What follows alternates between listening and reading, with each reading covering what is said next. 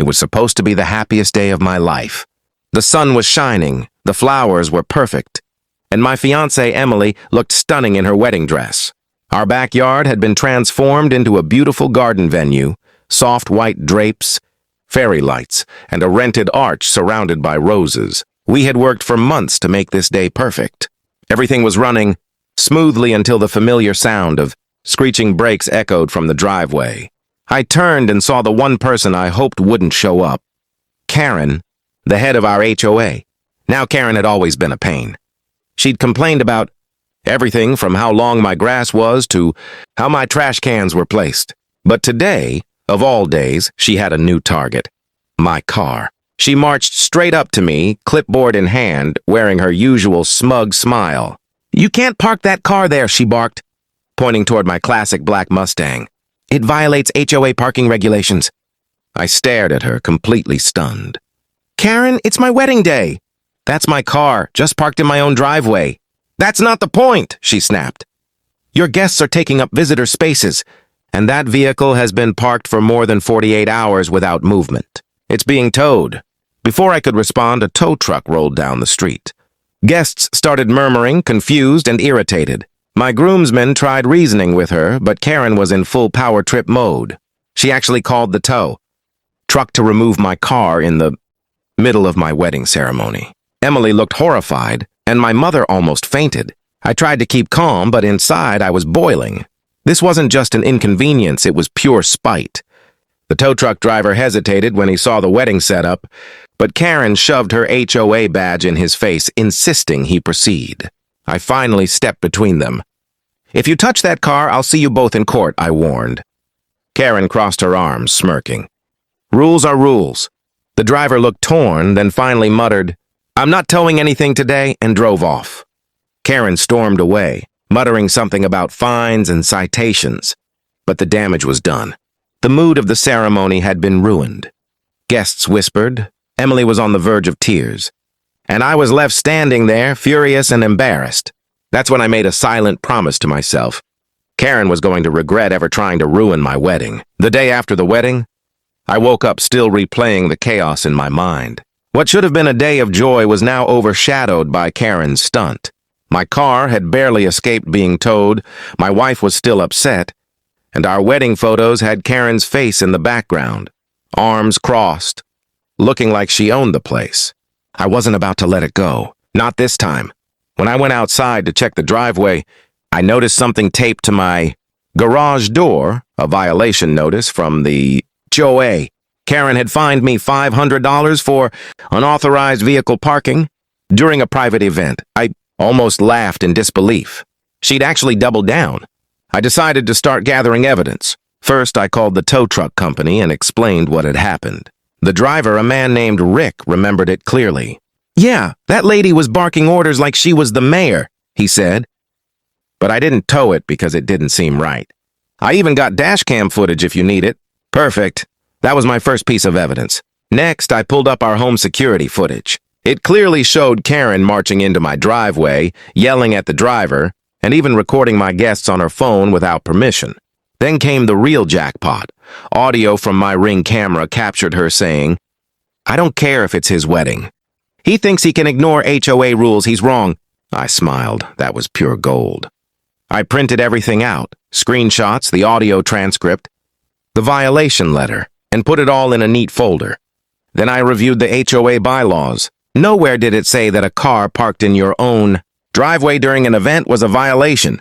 In fact, there was a section that explicitly allowed guest parking for special occasions, as long as no streets were blocked. Karen had no legal ground. She had abused her position and I had the proof. When I brought all this to the next HOA meeting, I waited patiently for my turn to speak.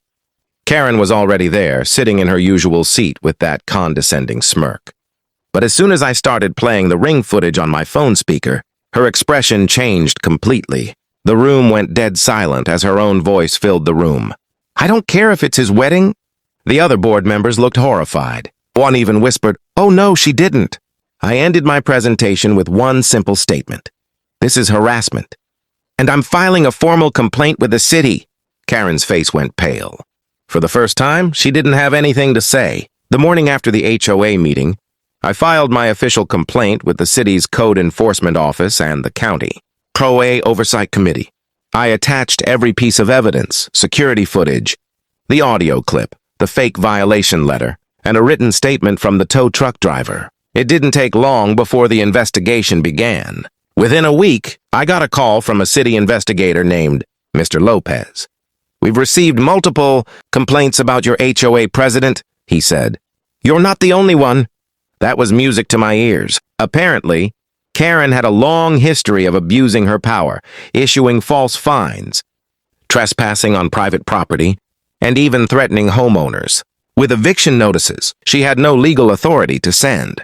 The city had been keeping an eye on her for a while, but my case, with all the video and audio proof, was the final push they needed. Mr. Lopez and his team came to our neighborhood to interview residents. I watched from my window as they went door to door.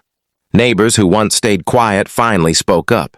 The Johnsons mentioned how Karen fined them for having too many flowers. The Parkers said she threatened to tow their daughter's car just for parking. Overnight, within days, the entire neighborhood was buzzing. Karen's once untouchable reputation was crumbling. At the next HOA meeting, things got even better. The board had called an emergency session to address the ongoing investigation. Karen walked in trying to act confident, but her eyes darted nervously around the room. Mr. Lopez was there too, sitting quietly in the back. When it was my turn to speak, I stood up and calmly laid out everything again, every lie, every abuse of power.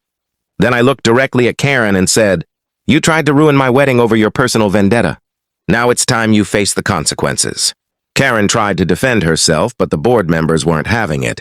One of them, a retired attorney, said flatly, "You violated multiple HOA bylaws and state property laws. You're suspended from the board, effective immediately." The room erupted in whispers. Karen's face went red. "You can't do this to me. I am the HOA!" she shouted, slamming her hand on the table. But Mr. Lopez stood up and handed her an envelope. "Ma'am, you're also being fined by the city for harassment and unauthorized property enforcement. You'll receive a notice in the mail." Karen froze. Her empire of control had finally collapsed right in front of everyone. And for the first time since moving into that neighborhood, people actually smiled at me as I left the meeting. A month after Karen's suspension, the neighborhood felt different. Peaceful, even. People were friendlier. The constant stream of petty notices stopped showing up in mailboxes. And for the first time, everyone could actually enjoy their homes without fear of Karen's clipboard, appearing out of nowhere. But for me, it wasn't quite over. There was still one thing left: justice.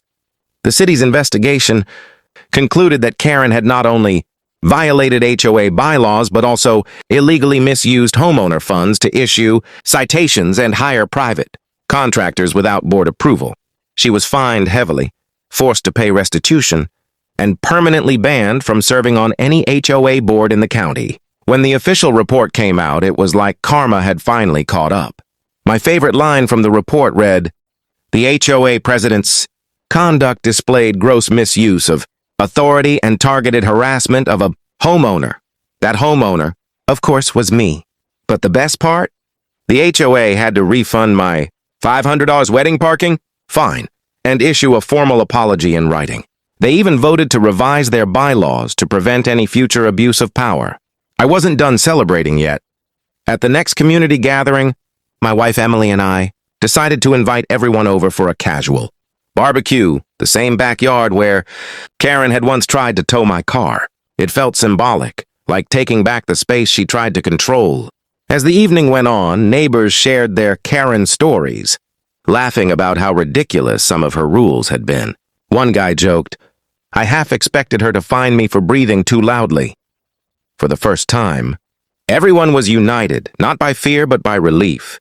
Then, as the sun set, Rick, the tow truck driver who refused Karen's order that day, stopped by. "Heard things worked out for you," he said, grinning. "Glad I trusted my gut." I handed him a plate of ribs and said, "You probably saved my wedding. Dinner's the least I can do." Later that night, I looked over at my Mustang parked proudly in the driveway under the soft glow of string lights. Emily came up beside me, smiling. "Looks like she finally got what she deserved." "Yeah," I said quietly, watching the car that had almost been towed away. Sometimes the best revenge is just living in peace. The neighborhood had changed for the better. But more importantly, so had we. We learned that standing up to people like Karen, no matter how much authority they think they have, is worth every ounce of effort. Because in the end, bullies lose their power the moment you refuse to be afraid of them.